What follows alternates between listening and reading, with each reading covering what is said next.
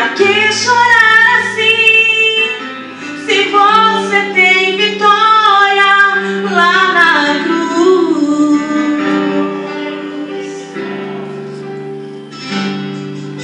Pra que dizer não, se pode dizer sim no seu poder?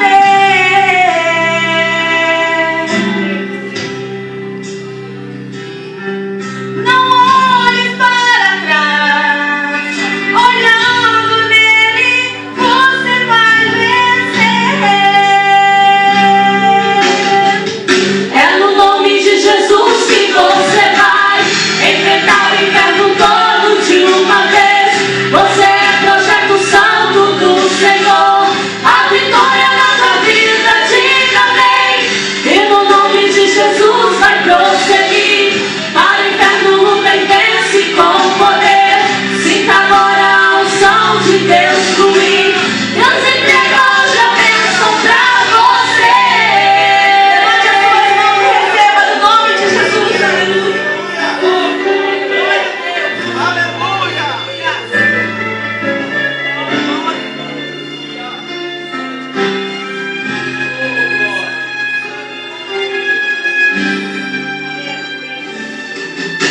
Não deixe ser vencido, Jesus é teu abrigo pra viver.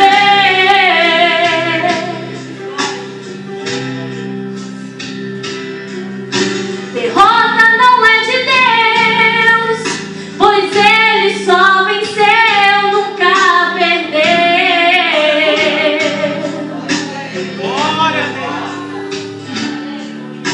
Levante a sua